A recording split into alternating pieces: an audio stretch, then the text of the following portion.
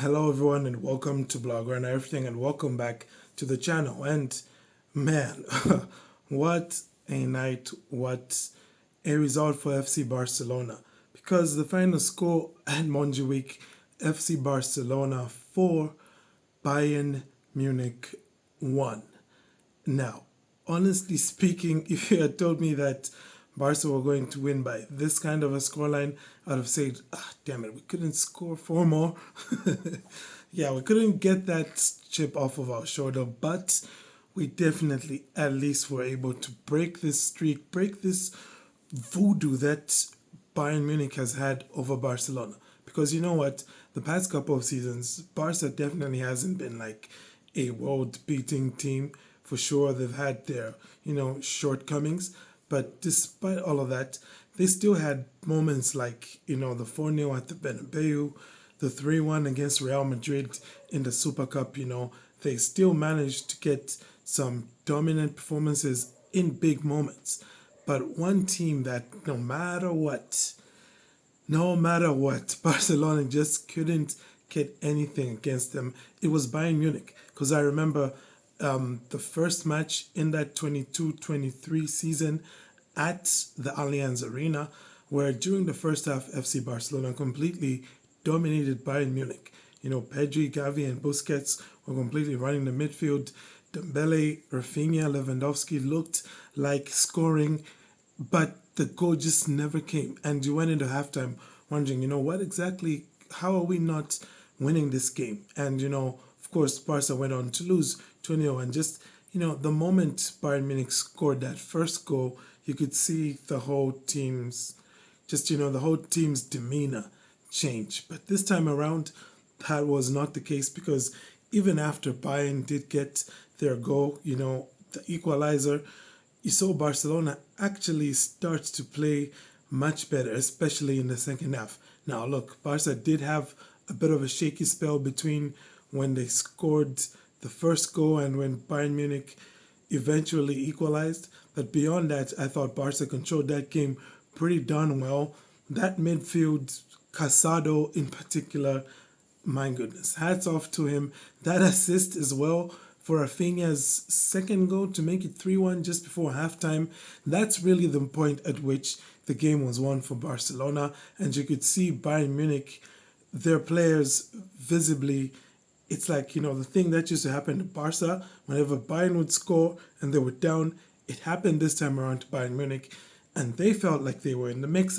And I cannot just overstate how much that's just amazing, Hats off to Hansi Flick for what he's done, the work he is doing.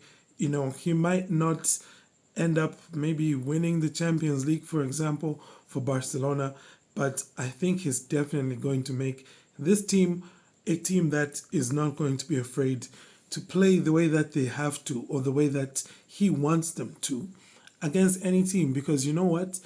I definitely felt that Bayern Munich were going to exploit Barcelona's high line today and probably score a lot more than one goal, but that didn't happen. Now, obviously, you could say that Barca were maybe a bit lucky in some instances, because there was the one shot by Paulinho during the first moments in the second half, which he did blaze over the crossbar, which, you're thinking if that was Pavlovic in that situation, he's most likely scoring. But, that's how it goes. You can only beat what's in front of you. And what was in front of Barcelona was, I think, a decently strong Bayern Munich team, except for maybe Jamal Musiala. I don't know who else that came off the bench you would have started to have made this Bayern Munich team stronger. Whereas for Barca, of course, you still had the likes of Dani Olmo, Gavi, Frenkie de Jong on the bench, who they all came on, and I think they all did pretty darn good, especially Frenkie de Jong. It was good to see that. Maybe he'll get more minutes in our Clasico as well, but, you have to talk to Cansado about that.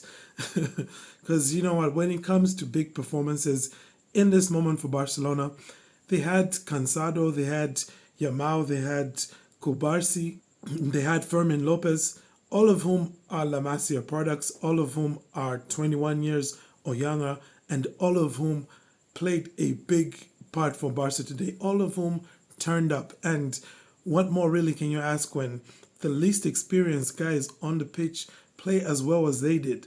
I feel like we didn't even need Pedri to touch that top tier kind of performance that he has been recently, because honestly everybody else around him was just that good.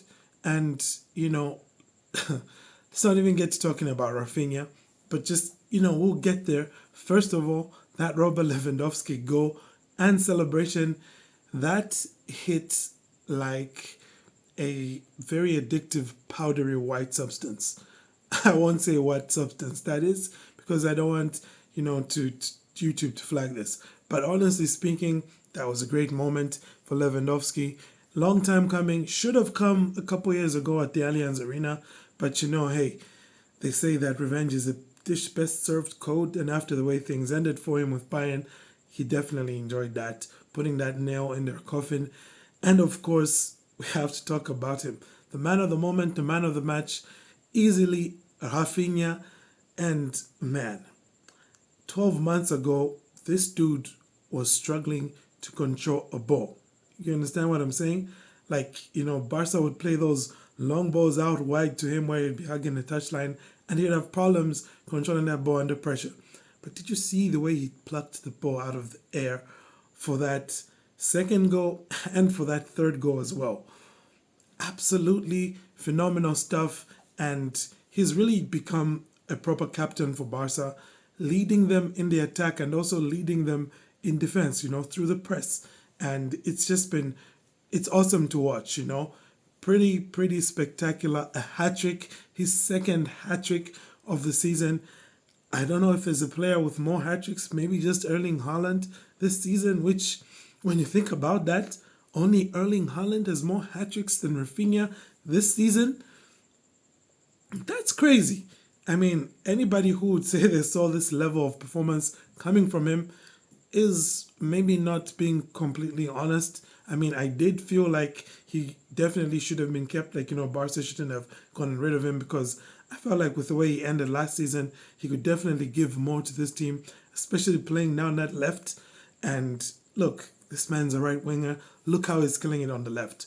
Honestly, guys, I'm just a happy camper right now. I'm just happy to be here. So, we're going to throw away the typical match review structure and all of that. And we're just going to appreciate what's happened here. Hats off to Hansi Flick. Hats off to each and every one of those players today because everybody played their part. In defense, Koundé, Inigo, Kubarsi, and Balde, all of whom did a brilliant job, especially with that offside trap. And I mean, with Balde just keeping Olise completely quiet and making him look like he was, a youngster just making his debut. No disrespect to Olise, but that's the level of quiet he was at. And man, it's just wonderful to see. Barcelona now have 2 wins out of 3 in the Champions League, which pushes them higher up the table. They're now close to the dizzying heights of 8th. Got nothing, of course, on table-topping Aston Villa. Who would have seen that coming? Honestly speaking, wonderful work that Unai Emery is doing over there. But man, besides that, I'm just happy, like I said, happy to be here, happy to see Barcelona playing this well. And let me know your thoughts on that performance, on that result. But thank you all for tuning in. Do have a great day and Forza Barca.